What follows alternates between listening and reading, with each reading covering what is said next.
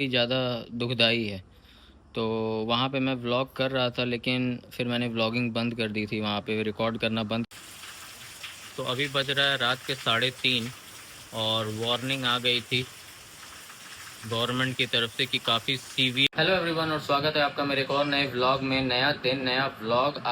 Time हो रहा है 11:30 और मैं सवेरे 5 बजे सोया था। आपने पिछला व्लॉग देखा ही था।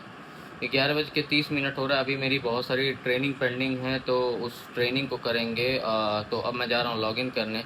तो आप देख सकते हो कितना हेक्टिक शेड्यूल है। सवेरे सोया और फिर लगभग 11:30 बजे फिर लॉगिन।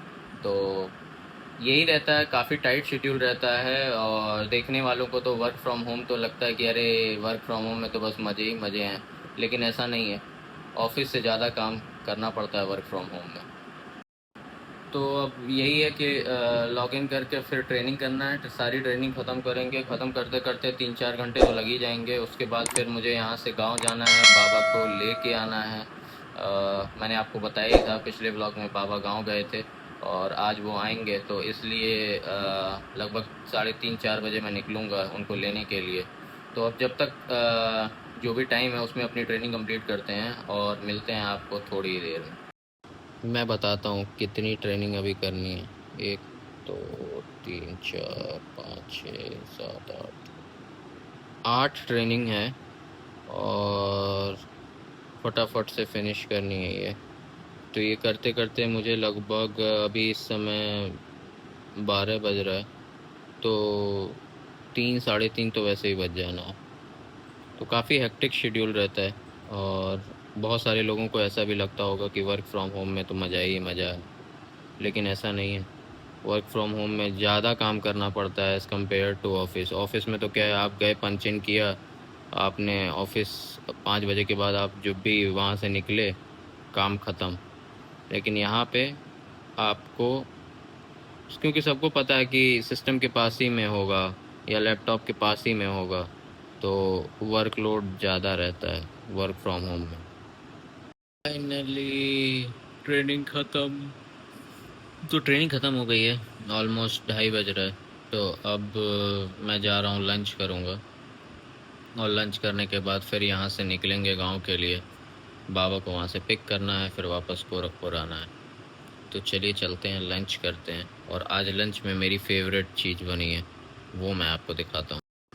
ये है मेरा फेवरेट लंच। मटर के छोले में मुझे बहुत पसंद है। काबुली चने से ज़्यादा अच्छा मुझे मटर वाला लगता है। और राइस, छोले, सैलेड। तो करते हैं लंच और उसके बाद फिर मिलते हैं आपसे।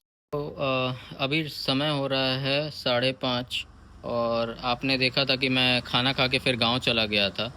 गांव पे आज इतना शौक हुआ है जो कि काफ़ी ज़्यादा दुखदाई है।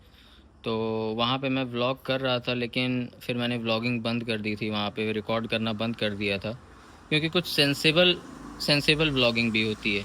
अब हर चीज़ को रिकॉर्ड करके हम यूट्यूब पे या ऐसे नहीं दिखा सकते, क्योंकि जो घटना हुई है वो इतनी कष्टकारी है, इतनी दुखदाई है कि उसकी भरपाई नहीं हो सकती।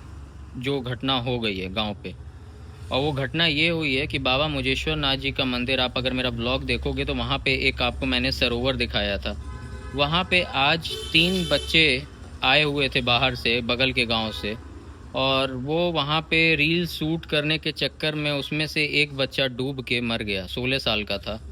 और काफ़ी, और एक की खोज जारी थी। पुलिस टीम और एंड जो भी हमारी डिज़ास्टर वाले वो हैं, वो उनको खोज रहे थे, लेकिन उसकी बॉडी दूसरे की नहीं मिल रही थी। लेकिन एक जो था वो उसकी बॉडी रिकवर हो गई थी।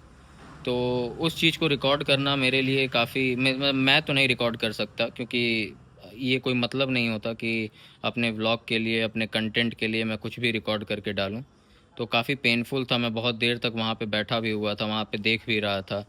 तो 16 साल का था वो बच्चा। और अगल बगल जो भी वहाँ पे गिरी बाबा और पंडित जी लोग थे, उनसे यही पता चला कि वो रील शूट करने के चक्कर में ये हुआ है। तो इस साल इतने ज़्यादा डूबने के इंसिडेंट्स आ गए। राप्ती नदी में बहुत सारे बच्चे डूब गए। और ये हमारा जो गांव का पोखरा था, मतलब मैं बचपन से लेके अभी तक इतना बड़ा हो गया, ये पहला केस है जो मेरे नॉलेज में आया है कि यहाँ पे इस तरीके से डूब के किसी की मौत हो गई। तो अगर आप रील वगैरह बनाते हैं तो बनाइए, वो दिक्कत नहीं है, बट अपनी सेफ्टी को ध्यान में रखते हुए रील बनाइए, और जो करना है वो करिए, अपनी सेफ्टी फर्स्ट, उसके बाद बाकी की कुछ। तो फिर मैं वहाँ से आ गया था और काफ़ी डिस्टर्ब था, तो ऐसा कुछ मैंने कुछ रिकॉर्ड या शूट नहीं किया। तो अगर आप इस चैनल पे नए हैं तो प्लीज़ सब्सक्राइब करके बन जाइएगा इस फैमिली का हिस्सा। और अब भगवान जो भी हुआ, बस उनके परिवार को ये कष्ट सहने की क्षमता दे, क्योंकि बहुत दुखदाई है और बहुत कष्टकारी है जो हुआ आज।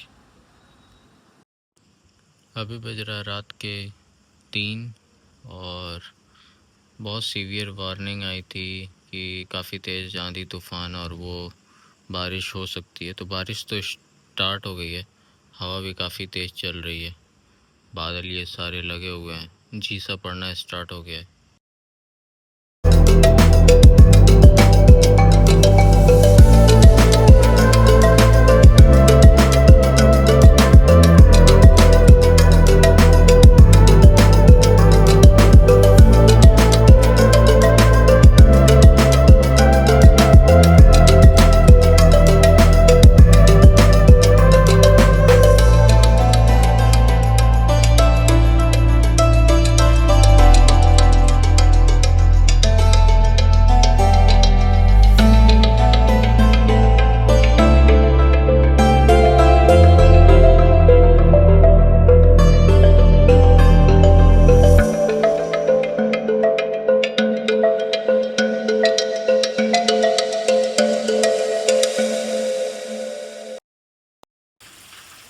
तो अभी बज रहा है रात के 3:30, और वार्निंग आ गई थी गवर्नमेंट की तरफ से कि काफ़ी सीवियर रेनफॉल और थंडर स्टॉर्म होने की चांसेस हैं।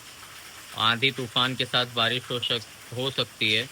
तो 3 घंटे एग्जैक्ट 12 बजे आई थी, और 3 घंटे के बाद जो भी है आप मतलब एक्सपेक्ट कर सकते हैं 3 घंटे के बाद, और एग्जैक्टली 3 बजे आप देख सकते हो कितनी तगड़ी बारिश हो रही है।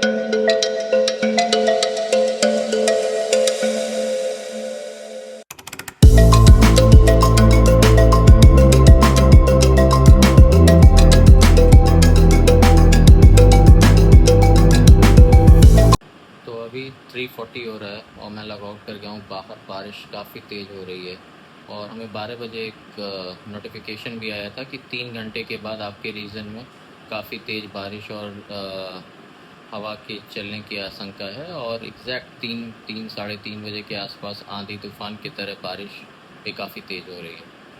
तो अगर आपको ये छोटा सा ब्लॉग पसंद आया हो तो लाइक करिएगा, चैनल पे नए हैं तो सब्सक्राइब करिएगा और बन जाइएगा इस फैमिली का हिस्सा। मिलते हैं नेक्स्ट ब्लॉग में नए दिन के साथ, तब तक के लिए बाय, जय हिंद।